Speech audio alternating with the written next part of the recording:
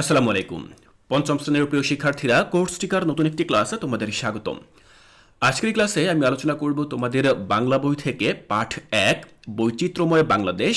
এই পাঠের যেই অনুশীলনীমূলক কাজগুলো রয়েছে তোমাদের মূল বইয়ে, সেই কাজগুলো কিভাবে তোমরা সমাধান করবে তা আমি আজকের এই ক্লাসে তোমাদেরকে দেখাবো।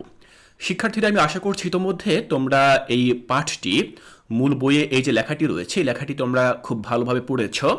আমি কিন্তু ইতোমধ্যে কোর্স টিকার একটি ক্লাসে বৈচিত্র্যময় বাংলাদেশ এই বিষয়টি তোমাদেরকে বুঝিয়ে দিয়েছিলাম, এবং সেখানে সম্পূর্ণ এই যে লেখাটি রয়েছে, এই যে রচনাটি রয়েছে, এটি কিন্তু আমি তোমাদেরকে বুঝিয়ে দিয়েছিলাম, যেখানে আমরা বাংলাদেশের বিভিন্ন বৈচিত্র্য, যেমন পেশার মধ্যে বিভিন্ন বৈচিত্র্য রয়েছে, উৎসবের মধ্যে বৈচিত্র্য রয়েছে, খাবার, এরপরে রয়েছে যানবাহন, এই সকল বিষয়গুলোর মধ্যে যে চমৎকার বৈচিত্র্য রয়েছে এবং সবকিছু মিলিয়ে আমরা যে সমৃদ্ধ একটি বাংলাদেশে বসবাস করছি, সেই জিনিসগুলো আমি তোমাদের সাথে আলোচনা করেছিলাম।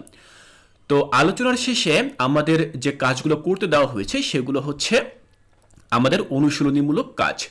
আমরা যদি পরবর্তী পৃষ্ঠায় যাই, সেখানে আমরা এরকম অনুশীলনীমূলক কাজ দেখতে পাবো।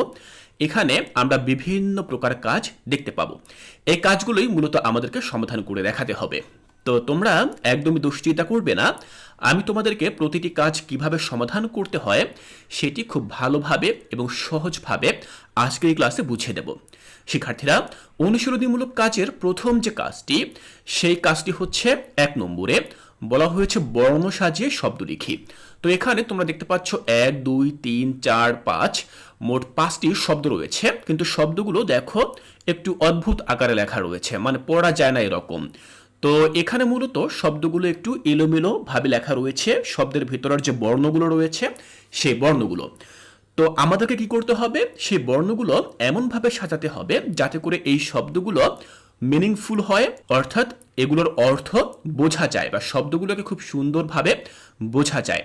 তাহলে সেই হিসেবে আমরা এভাবে লিখতে পারি, দেখো এখানে লেখা মি জন্মভূ, তো আমরা এখানে লিখতে পারি যে জন্মভূমি। তোমরা নিচে এখানে লিখবে জন্মভূমি। এরপরে এখানে কি লেখা রয়েছে দেখো, এই শব্দটিকে আমরা লিখতে পারি শারীরিক, শারীরিক।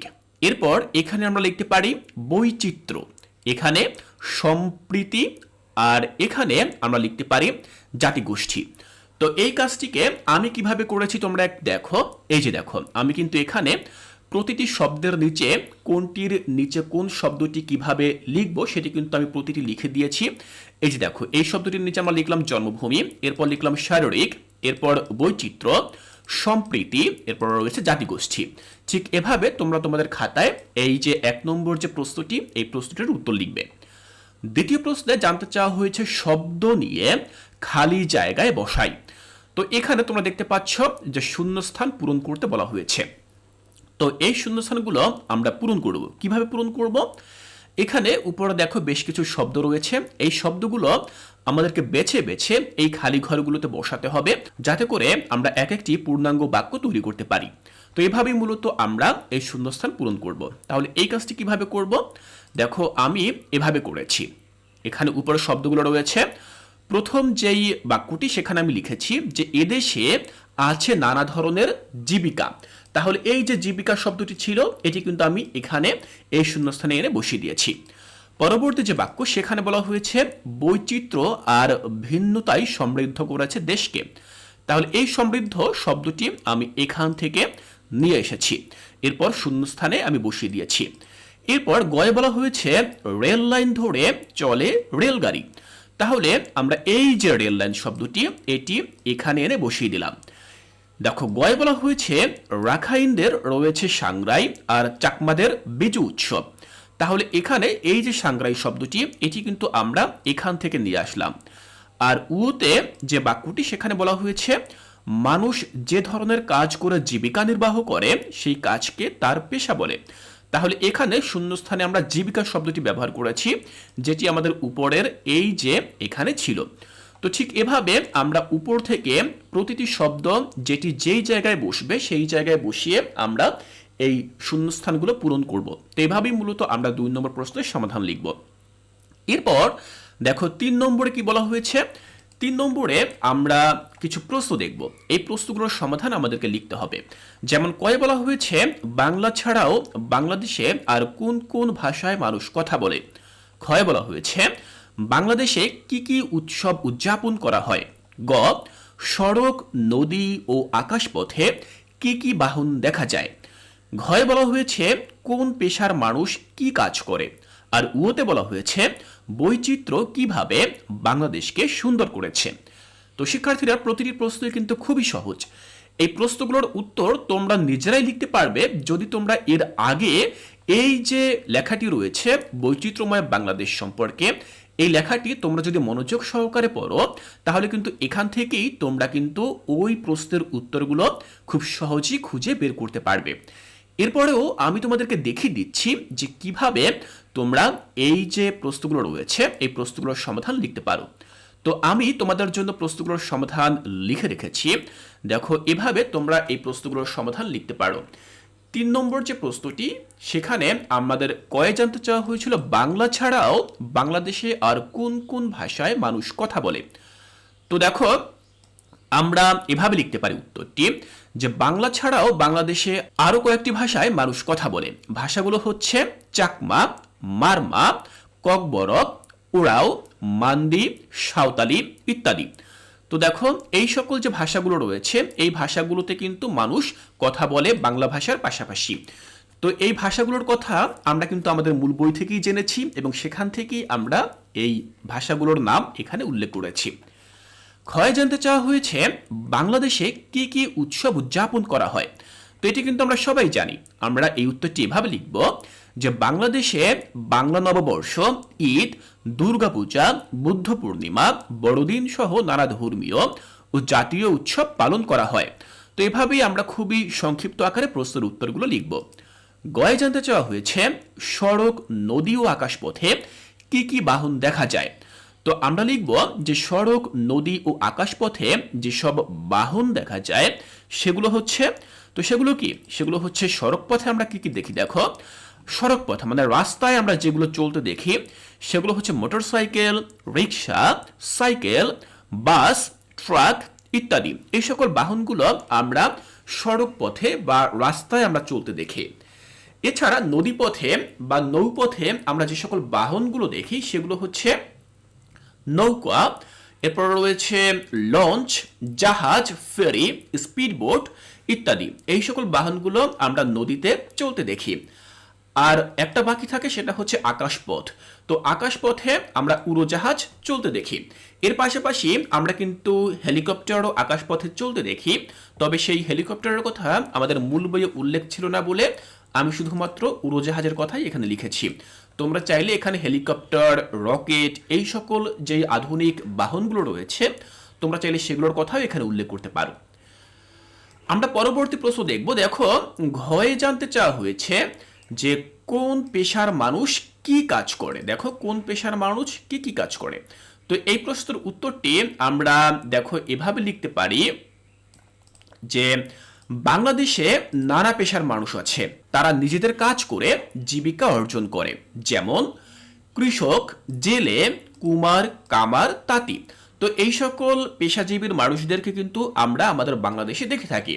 তো এবার আমরা দেখব যে এই সকল পেশাজীবীর মানুষেরা কি কি কাজ করেন। কৃষক কি কাজ করেন? কৃষক দেখো মাঠে লাঙল বা ট্রাক্টর দিয়ে চাষ করেন এবং ফসল ফলান। জেলে কি কাজ করেন? জেলে নদী বা খালে জাল ফেলে মাছ ধরেন। এরপর দেখো কুমার, কুমার কি করেন? কুমার কাদামাটি দিয়ে চাকা ঘুরিয়ে হাঁড়ি, কুড়ি, কলস, থালা ইত্যাদি তৈরি করেন। আর কামার কি করেন? কামার লোহা গলিয়ে দা কুঠার, ছুরি, কোদাল সহ বিভিন্ন লোহার জিনিসপত্র তৈরি করেন। আর তাঁতি কি করেন? তাঁতি তাঁত বুনে কাপড় তৈরি করেন। তো এই হচ্ছে মূলত আমাদের বাংলাদেশে যে বিভিন্ন পেশাজীবী মানুষরা রয়েছেন তারা কি কি কাজ করেন। দেখো, শেষে আমি একটুকু কথা উল্লেখ করেছি যে এসব পেশার মানুষ নিজের কাজে দক্ষ এবং তাদের কাজ আমাদের দেশের জীবনধারা ও অর্থনীতিকে সুন্দর ও সমৃদ্ধ করে। শিক্ষার্থীরা, আমরা ৩ নম্বর প্রশ্নের যে উত্তরগুলো রয়েছে সেই উত্তরগুলো আমরা লিখলাম। এবার আমরা ৪ নম্বর প্রশ্নটি দেখব। দেখো, ৪-এ জানতে চাওয়া হয়েছে বৈচিত্র্যময় বাংলাদেশ পাঠ থেকে কে, কারা, কি, কেন, কোথায়, কিভাবে, কখন ইত্যাদি শব্দ ব্যবহার করে প্রশ্ন তৈরি করি। তো এখানে তোমরা দেখতে পাচ্ছ যে বিভিন্ন প্রশ্নবোধক শব্দ দেওয়া রয়েছে। এই শব্দগুলো দিয়ে আমরা প্রশ্ন তৈরি করব। যেমন এখানে লেখা রয়েছে আমাদের দেশের নাম কি। তো আমাদের দেশের নাম যে বাংলাদেশ, সেই উত্তরটা আমাদেরকে এখানে লিখতে হবে না, শুধুমাত্র এই সকল শব্দগুলো ব্যবহার করে আমরা প্রশ্ন তৈরি করব। তো এই কাজটি আমরা কিভাবে করতে পারি, দেখো এখানে কিন্তু আমি অনেকগুলো প্রশ্ন লিখে রেখেছি।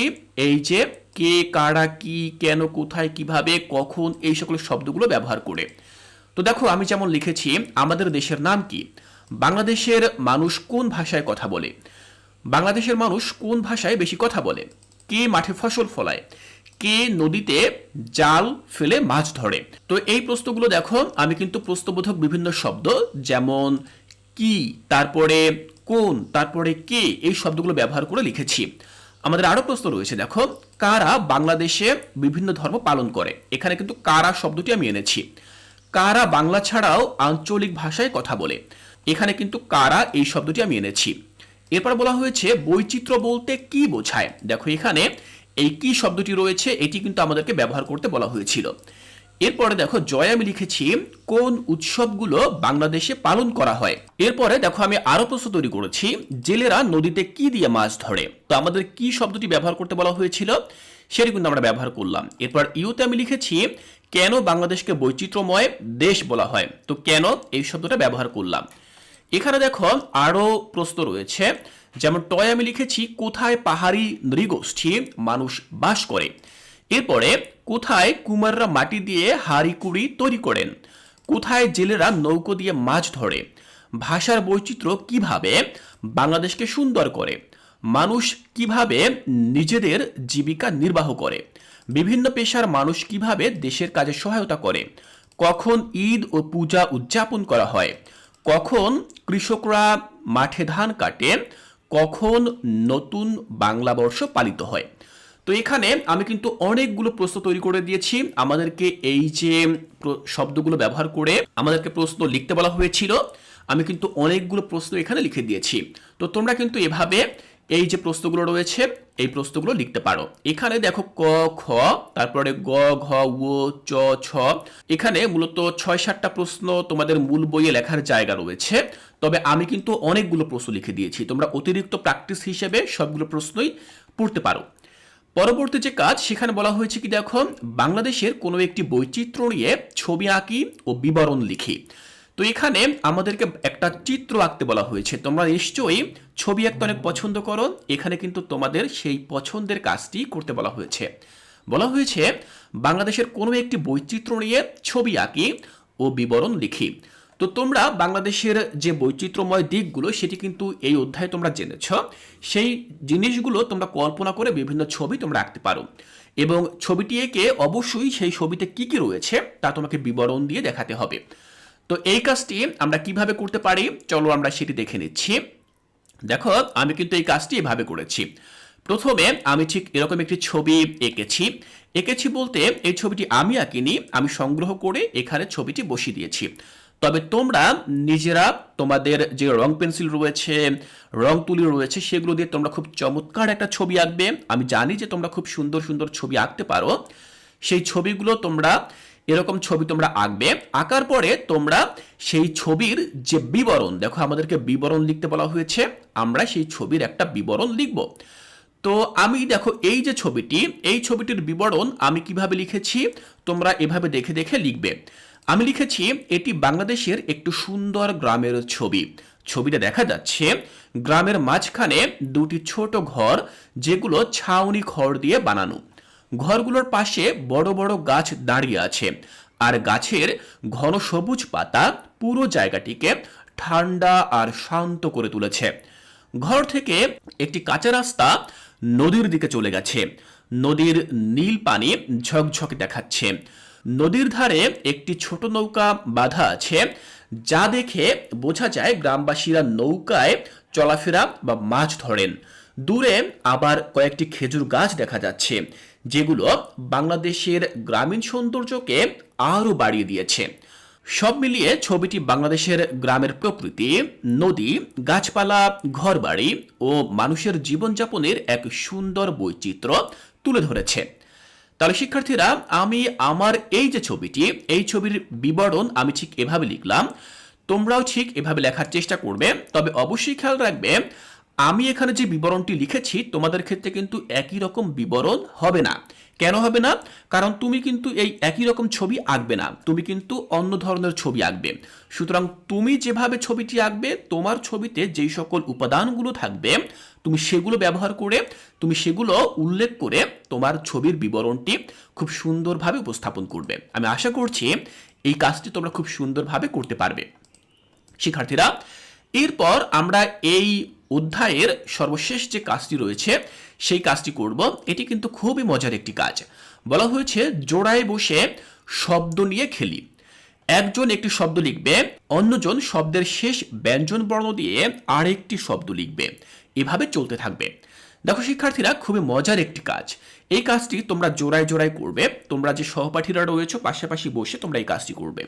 এরকম একটি ছক তোমরা খাতায় তৈরি করবে, অথবা তোমরা তোমাদের মূল বই লিখতে পারো। এটি এখানে লেখা রয়েছে সংগ্রাম। দেখো সংগ্রাম শব্দের শেষ অক্ষরটি কি? শেষ অক্ষরটি হচ্ছে ম। তো পরবর্তী শব্দটি আবার ম দিয়ে শুরু হয়েছে, দেখো মচমচে। ঠিক একইভাবে মচমচে শব্দের শেষ অক্ষরটি হচ্ছে চ। তাহলে চ দিয়ে পরবর্তী শব্দটি তোমরা লিখবে। যেমন এখানে লেখা রয়েছে চালাকি। তো ঠিক এভাবে তোমরা কন্টিনিউ করবে। তো এখানে দেখো চালাকি শব্দের সর্বশেষ বর্ণটি কি? ক। তো ক দিয়ে তোমরা আবার পরবর্তী শব্দটি লিখবে। সেই শব্দটি আবার যেই বর্ণ বা যেই অক্ষর দিয়ে শেষ হবে সেই অক্ষর দিয়ে তোমরা আবার আরেকটি শব্দ এখানে লিখবে। এভাবেই তোমরা চলতে থাকবে, এই সম্পূর্ণ ছকটি পূরণ করবে। তো এই কাজটি তোমরা কিভাবে করবে? দেখো আমি তোমাদের জন্য কিন্তু এই কাজটিরও সমাধান করে রেখেছি। দেখো তোমরা এই কাজটি এভাবে করতে পারো। আমি লিখেছি দেখো চালাকি, কলম, মোরগ, এরপর রয়েছে গান, নদী। এরপর দেখো এখান থেকে আবার এখানে চলে আসবে, এখানে লেখা রয়েছে দরজা। তো দরজার শেষ অক্ষরটি হচ্ছে জ। তো জ দিয়ে আমরা লিখলাম জাহাজ। জাহাজের শেষ অক্ষরটি আবার জ। জ দিয়ে আমরা লিখলাম জুই। জুইয়ের শেষ অক্ষরটি হচ্ছে রস্যই। এ দিয়ে আমরা লিখলাম ইলিশ। ইলিশের শেষ অক্ষরটি হচ্ছে তালব্য-শ। তালব্য-শ দিয়ে আমরা লিখলাম শাপলা। এরপর আমরা আবার নিচের লাইনে চলে আসলাম। নিচের লাইনে দেখো আমাদের শাপলার শেষ অক্ষরটি হচ্ছে ল। ল দিয়ে আমরা লিখলাম লাচ্ছা। লাচ্ছার শেষ অক্ষরটি হচ্ছে ছ। ছ দিয়ে আমরা লিখলাম ছাতা। ছাতার শেষ অক্ষরটি হচ্ছে ত। ত দিয়ে আমরা লিখলাম তরকারি। এভাবে আমরা প্রতিটি শব্দের শেষ অক্ষরটি দিয়ে নতুন একটি শব্দ আমরা তৈরি করলাম। এভাবে আমরা মজার এই খেলাটি শেষ করলাম। তোমরা এভাবে নতুন নতুন শব্দ তৈরি করবে এবং এভাবে এই খেলাটি তোমরা খেলার চেষ্টা করবে। শিক্ষার্থীরা, আজকের এই ক্লাসে আমি তোমাদের বাংলা বই থেকে প্রথম যে পাঠটি রয়েছে পাঠ 1 সেটি সমাধান করে দেখালাম। আমি আশা করছি এখান থেকে তোমাদের বুঝতে আর কোনো অসুবিধা নেই। এর পরবর্তী ক্লাসে আমরা চলে যাব আমাদের মূল বইয়ের পরবর্তী পাঠে, যেখানে আমরা পাবো পাঠ 2 তিতুমির। তিতুমির এই পাঠের যেই অনুশীলনীমূলক কাজগুলো রয়েছে সেগুলো আমি তোমাদেরকে সমাধান করে দেখাবো।